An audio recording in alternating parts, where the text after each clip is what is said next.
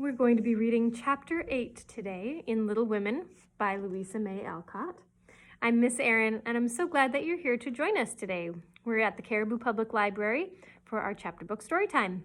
All right, well, Chapter 7 is titled Amy's Valley of Humiliation. Let's see what happens. "That boy is a perfect cyclops, isn't he?" said Amy one day as Laurie clattered by on horseback with a flourish of his whip as he passed. "How dare you say so when he's got both his eyes? And very handsome ones they are, too," cried Jo, who resented any slighting remarks about her friend. "I didn't say anything about his eyes. I don't see why you need to fire up when I admire his riding." "Oh, my goodness, that little goose means a centaur, and she called him a cyclops," exclaimed Jo, with a burst of laughter. "You needn't be so rude. It's only a lapse of lingy, said as Mr. Davis says," retorted Amy, finishing Jo in her Latin. "I just wish I had a little of the money Laurie spends on that horse," she added, as if to herself, yet hoping her sisters would hear. "Why?" asked Meg kindly, for Jo had gotten off in another laugh at Amy's second blunder. "I need it so much. I'm dreadfully in debt, and it won't be my turn to have the rag money for a month." "In debt, Amy? What do you mean?" And Meg looked sober. "Why, I owe at least a dozen pickled limes, and I can't pay them, you know, until I have money, for Marmee forbid me having anything charged at the shop." "Tell me all about it. Are limes the fashion now? It used to be pricking bits of rubber to make balls." And Meg tried to keep her countenance. Amy looked so grave and important. "Why, you see, the girls are always buying them, and unless you want to be thought mean, you must do it too. It's nothing but limes now, for everyone is sucking them in their desks in school time and trading them off for pencils and bead rings, paper dolls, or something else at recess. If one girl likes another, she gives her a lime. If she's mad with her, she eats one before her face. They don't offer even a suck. They treat by turns, and I've had ever so many, but haven't returned them. And I ought, for they are debts of honor, you know." "How much will it pay them off and restore your credit?" asked Meg, taking out her purse. "A quarter would more than do it, and leave a few cents over for a treat for you. Don't you like limes?" "Not much. You may have my share. Here's the money. Make it last as long as you can, for it isn't very plenty, you know." "Oh, thank you. It must be so nice to have pocket money. I'll have a grand feast, for I haven't tasted a lime this week. I felt delicate about taking any, as I couldn't return them, and I'm actually suffering for one." Next day, Amy was rather late at school, but could not resist the temptation of displaying, with pardonable pride, a moist brown paper parcel, before she consigned it to the inmost recesses of her desk. During the next few minutes, the rumor that Amy March had got 24 delicious limes, she ate one on the way, and was going to treat, circulated through her set, and the attentions of her friends became quite overwhelming. Katie Brown invited her to her next party on the spot, and Mary Kingsley insisted on lending her her watch until recess, and Jenny Snow, a satirical young lady who had basely twitted Amy upon her limeless state, promptly buried the hatchet and offered to furnish answers to certain appalling sums. But Amy had not forgotten Miss Snow's cutting remarks about some persons whose noses were not too flat to smell other people's limes, and stuck-up people who were not too proud to ask for them. And she instantly crushed that Snow girl's hopes by the withering telegram, "You needn't be so polite all of a sudden, for you won't get any." A distinguished personage happened to visit the school that morning, and Amy's beautifully drawn maps received praise, which honor to her for foe rankled in the soul of Miss Snow, and caused Miss March to assume the airs of a studious young peacock. But alas, alas, pride goes before a fall, and the revengeful Snow turned the tables with disastrous success. No sooner had the guest paid the usual stale compliments and bowed himself out, than Jenny, under pretense of asking an important question, informed Mr. Davis, the teacher, that Amy March had pickled limes in her desk. Now Mr. Davis had declared limes a contraband article, and solemnly vowed to publicly ferule the first person who was found breaking the law. This much-enduring man had succeeded in banishing gum after a long and stormy war, had made a bonfire of the confiscated novels and newspapers, had suppressed a private post office, had forbidden distortions of the face, nicknames and caricatures, and done all that one man could do to keep 100 rebellious girls in order. Boys are trying enough to human patience, goodness knows. But girls are infinitely more so, especially to nervous gentlemen with tyrannical tempers and no more talent for teaching than Dr. Blimber. Mr. Davis knew any quantity of Greek, Latin, algebra, and ologies of all sorts, so he was called a fine teacher, and manners, morals, feelings, and examples were not considered of any particular importance. It was a most unfortunate moment for denouncing Amy, and Jenny knew it. Mr. Davis had evidently taken his coffee too strong that morning. There was an east wind, which always affected his neuralgia, and his pupils had not done him the credit which he felt he deserved. Therefore, to use the expressive, if not elegant, language of a schoolgirl, he was as nervous as a witch and as cross as a bear. The word limes was like fire to powder. His yellow face flushed, and he rapped on his desk with an energy which made Jenny skip to her seat with unusual rapidity. Young ladies, attention, if you please.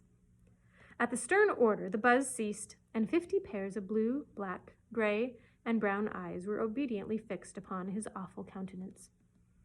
Miss March, come to the desk. Amy rose to comply, with outward composure, but a secret fear oppressed her, for the limes weighed upon her conscience. Bring with you the limes you have in your desk, was the unexpected command which arrested her before she got out of her seat. Don't take all, whispered her neighbor, a young lady of great presence of mind. Amy hastily shook out 6 and laid the rest down before Mr. Davis, feeling that any man possessing a human heart would relent when that delicious perfume met his nose. Unfortunately, Mr. Davis particularly detested the odor of that fashionable pickle, and disgust added to his wrath. Is that all? Not quite, stammered Amy. Bring the rest immediately. With a despairing glance at her set, she obeyed. Are you sure there are no more? I never lie, sir. So I see. Now, take these disgusting things 2 by 2 and throw them out of the window. There was a simultaneous sigh, which created quite a little gust, as the last hope fled, and the treat was ravished from their longing lips. Scarlet with shame and anger, Amy went to and fro 12 mortal times, and as each doomed couple, looking oh so plump and juicy, fell from her reluctant hands, a shout from the street completed the anguish of the girls, for it told them that their feast was being exulted over by the little Irish children who were their sworn foes. This was too much. All flashed indignant or appalling glances at the inexorable Davis, and one passionate lime lover burst into tears. As Amy returned from her last trip, Mr. Davis gave a portentous and said in his most impressive manner, Young ladies, you remember what I said to you a week ago. I am sorry this has happened, but I never allow my rules to be infringed, and I never break my word. Miss March, hold out your hand. Amy started and put both hands behind her, turning on him an imploring look, which pleaded for her better than the words she could not utter. She was rather a favorite with old Davis, as, of course, he was called, and it's my private belief that he would have broken his word if the indignation of one irrepressible young lady had not found vent in a hiss. That hiss, faint as it was, irritated the irascible gentleman and sealed the culprit's fate. Your hand, Miss March, was the only answer her mute appeal received. And too proud to cry or beseech, Amy set her teeth, threw back her hand defiantly, and bore without flinching several tingling blows on her little palm. They were neither many nor heavy, but that made no difference to her. For the first time in her life she had been struck, and the disgrace in her eyes was as deep as if he had knocked her down. You will now stand on the platform until recess, said Mr. Davis, resolved to do the thing thoroughly, since he had begun. That was dreadful. It would have been bad enough to go to her seat and see the pitying faces of her friends, or the satisfied ones of her few enemies, but to face the whole school with that shame fresh upon her seemed impossible, and for a second she felt as if she could only drop down where she stood and break her heart with crying. A bitter sense of wrong and the thought of Jenny Snow helped her to bear it, and, taking the ignominious place, she fixed her eyes on the stove funnel above what now seemed a sea of faces, and stood there, so motionless and white that the girls found it very hard to study with the pathetic little figure before them. During the 15 minutes that followed, the proud and sensitive little girl suffered a shame and pain which she never forgot. To others it might seem a ludicrous or trivial affair, but to her it was a hard experience, for during the 12 years of her life she had been governed by love alone, and a blow of that sort had never touched her before. The smart of her hand and the ache of her heart were forgotten in the sting of that thought. I shall have to tell at home, and they will be so disappointed in me. The 15 minutes seemed an hour, but they came to an end at last, and the word recess had never seemed so welcome to her before. You can go, Miss March, said Mr. Davis, looking, as he felt, uncomfortable. He did not soon forget the reproachful look Amy gave him as she went, without a word to anyone, straight into the anteroom, snatched her things, and left the place forever, as she passionately declared to herself. She was in a sad state when she got home, and when the older girls arrived some time later, an indignation meeting was held at once. Mrs. March did not say much, but looked disturbed and comforted her afflicted little daughter in her tenderest manner. Meg bathed the insulted hand with glycerin and tears. Beth felt that even her beloved kittens would fail as a balm for griefs like this, and Jo wrathfully proposed that Mr. Davis be arrested without delay, while Hannah shook her fist at the villain and pounded potatoes for dinner, as if she had him under her pestle. No notice was taken of Amy's flight, except by her mates, but the sharp-eyed demoiselle discovered that Mr. Davis was quite benignant in the afternoon, also unusually nervous. Just before school closed, Jo appeared wearing a grim expression, as she stalked up to the desk and delivered a letter from her mother, then collected Amy's property, and departed, carefully scraping the mud from her boots on the doormat, as if she shook the dust of the place off her feet. Yes, you can have a vacation from school, but I want you to study a little every day with Beth, said Mrs. March that evening. I don't approve of corporal punishment, especially for girls. I dislike Mr. Davis's manner of teaching, and don't think the girls you associate with are doing you any good, so I shall ask your father's advice before I send you anywhere else. That's good. I wish all the girls would leave and spoil his old school. It's perfectly maddening to think of those lovely limes, sighed Amy with the air of a martyr. I am not sorry you lost them, for you broke the rules and deserved some punishment for disobedience, was the severe reply, which rather disappointed the young lady, who expected nothing but sympathy. Do you mean you are glad I was disgraced before the whole school? Cried Amy. I should not have chosen that way of mending a fault, replied her mother, but I'm not sure that it won't do you more good than a milder method. You are getting to be altogether too conceited and important, my dear, and it is quite time you set about correcting it. You have a good many little gifts and virtues, but there is no need of parading them, for conceit spoils the finest genius. There is not much danger that real talent or goodness will be overlooked long, even if it is. The consciousness of possessing and using it well should satisfy one, and the great charm of all power is modesty.